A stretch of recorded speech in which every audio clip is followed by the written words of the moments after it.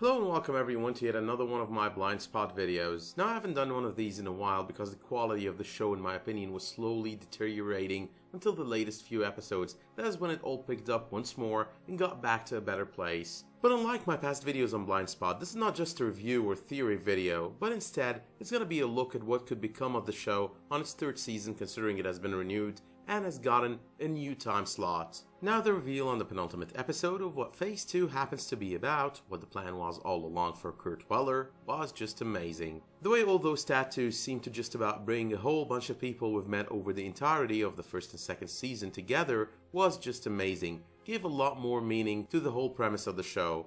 And in a similar manner to how this group of people seem to be tasked with possibly jump-starting the US government once Sheppard is done with Phase 2, the most recent episodes and that reveal in particular gave the show the kiss of life and made things all the way better. In a manner of speaking, jump-started the show. Blindspot did start this season with one hell of an opener episode, gave us a lot, explained more to us about Jane, introduced Luke Mitchell in the role of Roman, which was an extremely good touch considering the actor is pretty talented. He was Lincoln on both the second and third seasons of Marvel's Agents of S.H.I.E.L.D. and his role then was promising of some seriously good acting, which he presented us with on the second season of Blindspot. The reveal though of what Jane's tattoos were all about or partially about was not just about how one of the objectives of putting certain members of various government organizations in the spotlight was to bring them together in that bunker at that very moment. It also aimed at sending us this hidden message about Sheppard's agenda. She isn't out for total destruction, she believes she's a patriot, and she's planned the rebuilding of the society, the remake of everything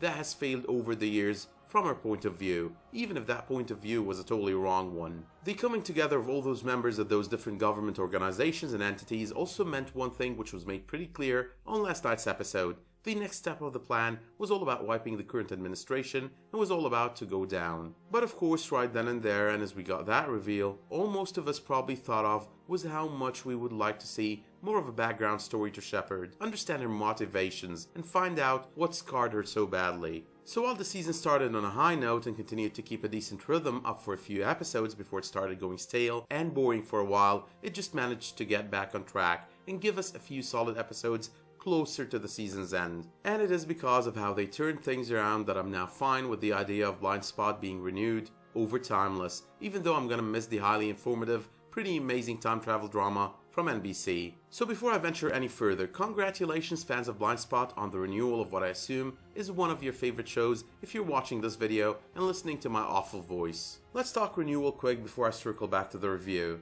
Now NBC didn't just renew the show but has also announced their fall schedule for all the new and returning shows we'll be watching on the network come the new TV season. Blindspot has been moved to a Friday time slot, which means a lot for the show if you ask me. For starters, being a show that airs on a Friday night is not the best or the worst thing that could happen to a TV show.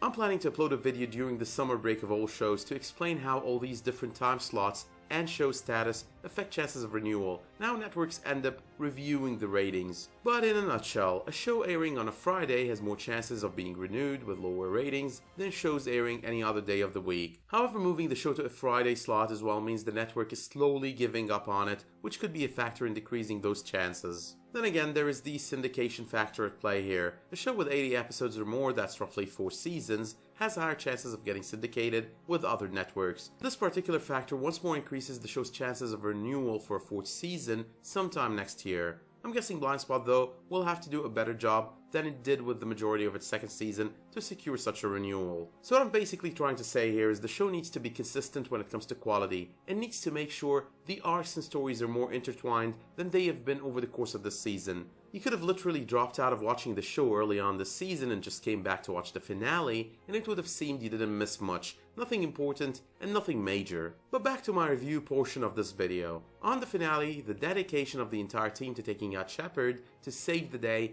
was very well acted. And when it comes to such dedication, Zapata in specific happens to be my favorite. She has offered this acts of dedication on so many levels all the way, those being the friendship level, the team level, and the job level.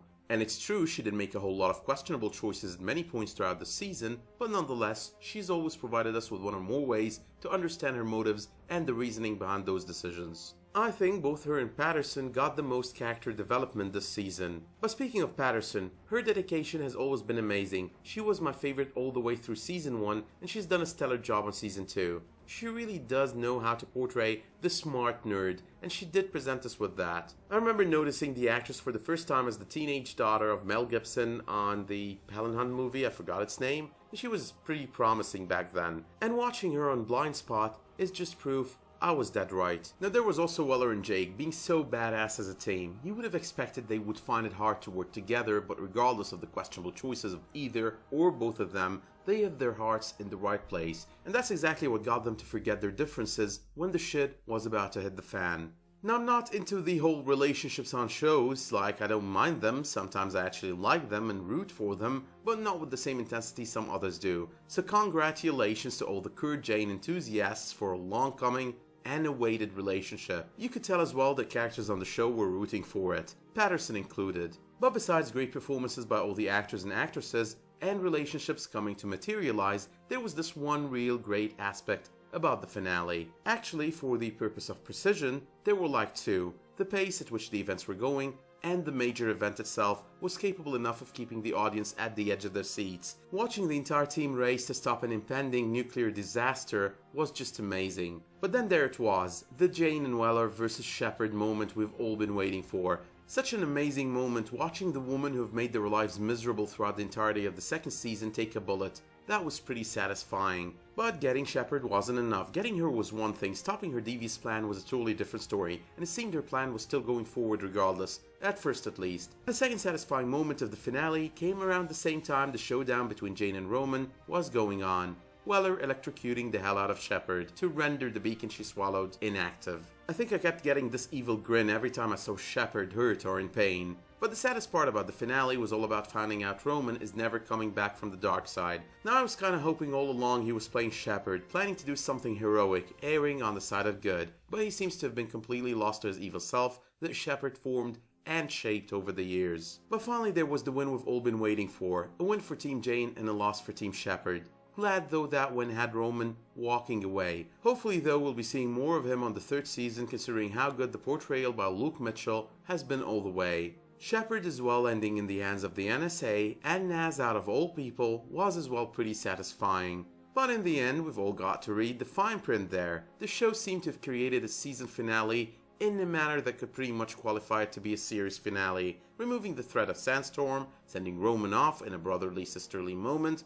where she couldn't shoot him dead, capturing Sheppard, admissions of love on both ends of the equation, that being Weller and Jane of course, and even a speech close to the end. So what does that mean? It means they knew the ratings were deteriorating at a very shitty rate. It does mean as well that they knew they couldn't keep up the good work they started off the first season and the second season with going on for them. It also means that the showrunners were failing miserably at keeping viewers coming back and wanting more. So I do hope they learned a lesson there. They've got a fresh start come next season, and the show has its fan base that will watch it through thick and thin. I personally end up bouncing back every time I decide to stop, especially if not for the story, then for Jamie Alexander, who I remember cracking me up a whole lot of times as Lady Sif every time she had a conversation with Thor on the Marvel movies. There's always been a lot of funny bickering going on between those two. Now of course there was the 2 years later scene or sequence that kinda created a certain cliffhanger that they could build a third season on in case they get renewed. Not the biggest of cliffhangers though. So we kinda find out Kurt and Jane ended up engaged at some point down the road, that Jane ran away for some reason, some fear, and is hiding in a monastery. And before the episode was over, Kurt has come to bring her back to help him with the abduction of Patterson, Reade, and Zapata. She wonders if it is Roman. He presents her with this box that has been sent into the FBI with her name on it, one the FBI has been unable to crack, and it seems Jane and Kurt are the only ones who could get it opened with both their fingerprints, and the object within put a whole new colorful puzzle to the tattoos on Jane's body. Hopefully the showrunners would build on that, and in a good manner. I personally think that was the contingency plan, one that Roman is probably enacting now that Sheppard is gone to make sure he keeps her legacy going. But to sum up, those were a good final few episodes, and most definitely that was a stellar finale, with a chance for the show to start over fresh and do things better than it did before. There's also the Friday night chance and the syndication chance, giving the show a shot at one more renewal, at least if such a chance is well utilized. Now what the showrunners will do with such opportunities is something we'll find out with the airing of the next season. But with that being said, let me know in the comments what you thought of Blindspot's second season finale, what your favorite part about it happens to be, and what you thought of the second season in general. Let me know as well what your favorite arc this season happened to be. And remember, it is always appreciated if you drop me a like if you like the content of this video, and if you subscribe if you want to see more of my reviews and theory videos on What the Geek. Thank you all for watching, and I'll see you soon.